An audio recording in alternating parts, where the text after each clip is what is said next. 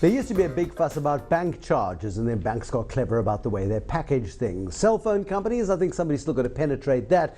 But there's also the cost of broadband. In South Africa, we are notoriously expensive in terms of getting access to the internet, whether it be using a mobile device or having internet access at home. So let's talk all about that this evening. I've got Arthur Goldstuck in Johannesburg. He's the managing director of Wide Worx.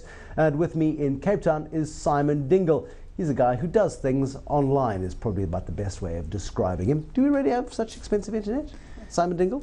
It's a far more complicated question than that, unfortunately, because I'd like to say yes, because, you know, that is the simple answer. However, when you look at how internet is provided in more developed countries, it's usually as part of a bundle of services where you get television channels and your landline telephony and a whole bunch of other services that are bundled together.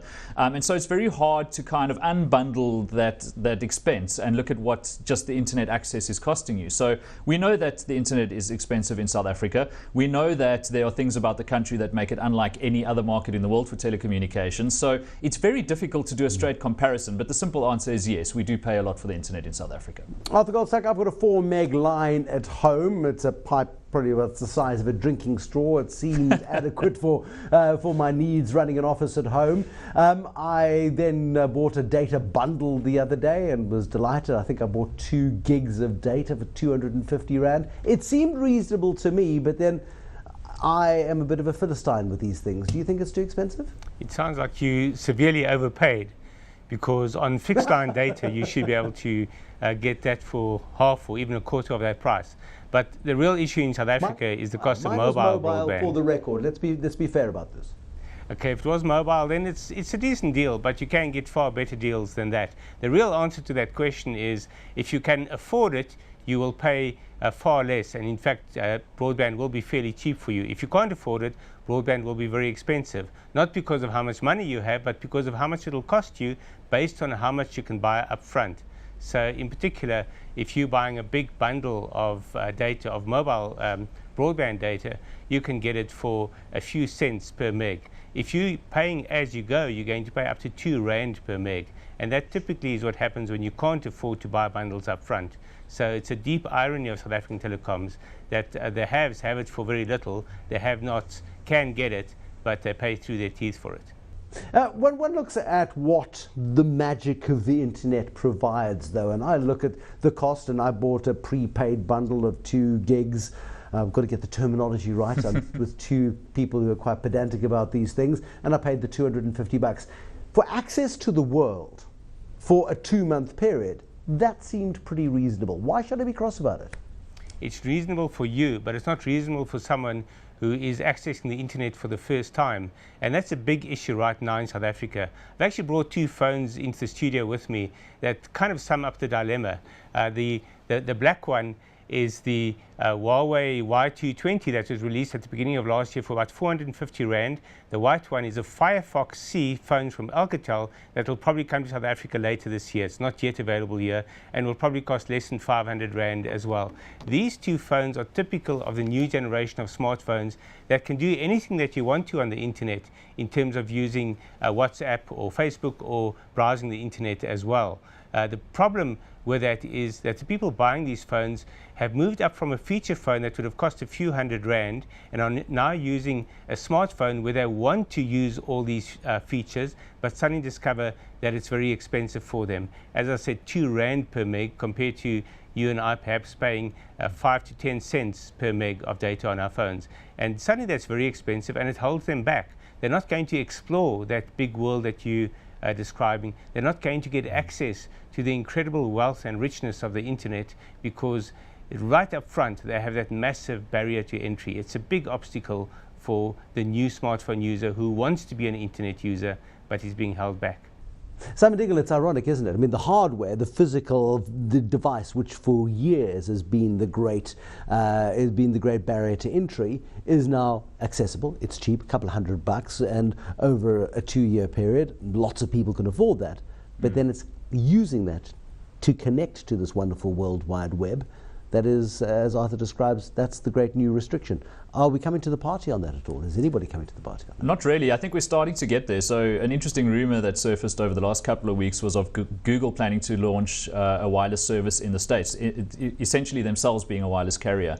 And the way that they've structured that with the switching of data over onto the network, which in your location makes the most sense because of the tariffs, will be quite interesting. And when you've got companies with the weight of Google who are able to pull off the kind of negotiation required to get the telecommunications providers on board for that sort of thing, then you start to see the snowball really rolling down the hill. So the telecommunications providers have dealt in complexity for the longest time. They're a cartel. They've dug in their heels. They've made sure that you don't know what you're buying, and you certainly don't know what you should be getting for the money for as long as possible. But we're finally starting to see things slip and slide to get to the point where it's going to become a fairly standard offering. This is how much a gigabyte costs, and it doesn't matter who you are. This is how much it costs to get unlimited calls on a network. That sort of packaging, I think, is inevitable. It's a case of how long it takes to come to market. I mean, Arthur Goldstuck, we talk about the monopolies that the cell phone companies have got practically. MTN and Vodacom in South Africa. Cell C has made interesting inroads and has helped bring pricing down. Telkom apparently has got a mobile offering as well. When we look at the tight market that we have in South Africa, are the providers ripping the ring out of it for as long as they possibly can until the likes of a Google, for example, come along and shake things up? No, in defense of the telecoms operators, I have to say they're investing incredibly heavily in infrastructure for broadband. So Vodacom, for example, I think this year is spending something like 9 billion rand on expanding infrastructure, and that's the most any company has ever spent on broadband in this country. MTN typically spends between 5 and 7 billion rand a year. Cell C went to the banks and to investors to raise 5 billion to invest in infrastructure.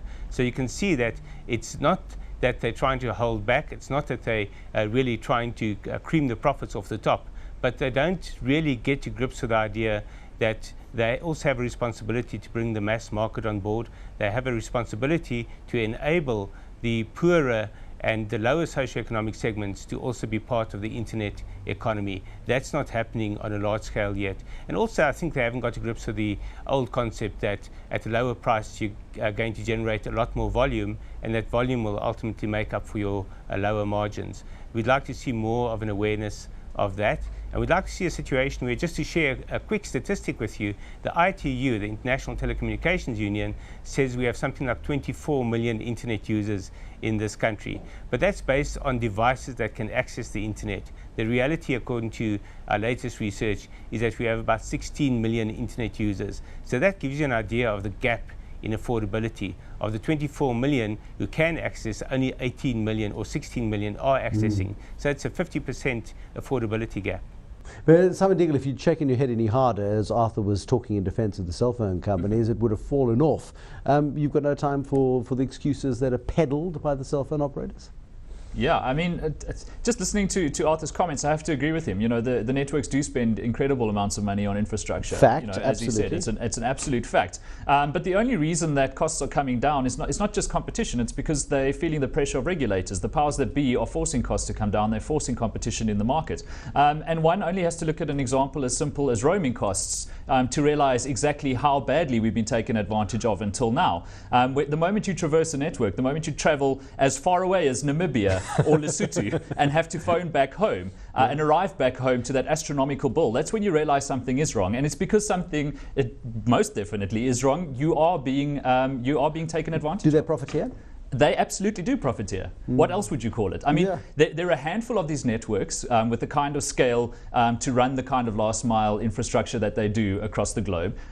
They literally do operate as a cartel. Why haven't roaming prices come down until fairly recently, and not by very much? Because the clubs decided it's too easy to make money for too long. Yeah, I mean, the fact the moment you don't switch that little button off on your phone that says data roaming and you go overseas, your phone talks to the internet magically while you're asleep, and you get a 10,000 Rand bill. Now, I'm sorry, when you're Vodafone in one European country and Vodafone next door in another European country, the reasons why I have to pay you so much more when I travel between Spain and Italy just doesn't make sense anymore. Now, look, things have started to change, and for the better, but I would argue that that's only because they haven't been left with much other choice. We're going slightly off point here. At what point, though, do we get, Arthur Goldstuck, to true democracy of the internet? Democracy of the internet is making it accessible, making it affordable. We've got the phones, as you've shown us this evening, that make it possible to get to the internet. How do we get the key that unlocks the internet for more of us? I think, unfortunately, and the networks won't like the noise that this statement makes, is that the regulator has to step in and put a ceiling on the price of data, so that people don't find themselves experiencing bill shock in an environment where they've never been billed before. The other side of the coin, though, is what Facebook is doing in Zambia in particular. They've launched this project across the developing world called internet.org, where they provide free access by negotiation with networks to certain sites, obviously including Facebook, so you can see the self-interest at work there. But typically about 10 or 12 sites, Wikipedia being one of them, a highly educational value that you can see in that. So in Zambia and Kenya and various other markets, people have free access if they use specific networks that have tied in with Facebook on this. And the idea of that isn't that they'll carry on using it for free, but rather that they get a taste of how the internet works. It's what Simon mentioned earlier. You need to know what you're buying. Up front, before people have connected or bought data or paid for it, they don't know what they're actually buying with that data. By having this internet.org experience, they suddenly find themselves within this internet environment where they can explore and find out what else is available to them. And suddenly they become more willing to buy a bundle up front, perhaps, or to start sparingly using that expensive data access and become part of the internet economy. I think we'd like to see that project extended here. But even better is if the networks themselves decided to embrace that concept. Arthur Goldstuck in Johannesburg, thank you. Simon, let's wrap it up with just a thought. MTN over the Cricket World Cup has made Twitter freely available. And you think, what nice guys. But Twitter, as you know, is like an opiate. It becomes addictive. They're just reeling us in, aren't they? Absolutely, although I mean you don't have to use it only on MTN. And I think that's an important movement in the industry, is that increasingly the network providers are realizing that they cannot provide those over-the-top services. Not only do consumers just basically don't want it from them. You know? It doesn't matter how good their Twitter clone or their WhatsApp clone is. Consumers don't want it from them. They want it on the open internet. They want to be able to contact their friends on other networks, etc. So very nice of MTN to give us free Twitter. Great marketing for them. Fortunately, it doesn't lock us onto their network in any way. There we go. But I think increasingly we're going to see these networks realizing that they are just plumbers, and that all they do is provide access to all of these fabulous services that come from the west coast of the USA or elsewhere, and making peace with that and finding smart ways, as your example displays, of marketing themselves. There we go. Simon Dingle, technologist in Cape Town, and to Arthur Goldstuck. He is the managing director of Wide Worx in Johannesburg. Thank you both for joining us. Nice to see you both. And that's it for Tonight with Bruce Whitfield. Broadband costs. There is huge downward pressure on those broadband costs, but you talk to the chief executives of the cell phone providers, they go pale and sweaty at the thought of lowering the fees, because ultimately it lowers the profits, it lowers the dividends, lowers the share price and the value of the share options over time as well. So there's an interesting sort of tug of war going on between serving customers and having customers serve them. That's it for Tonight with Bruce Whitfield. Thank you for watching. There'll be more tonight tomorrow. Till then, bye-bye.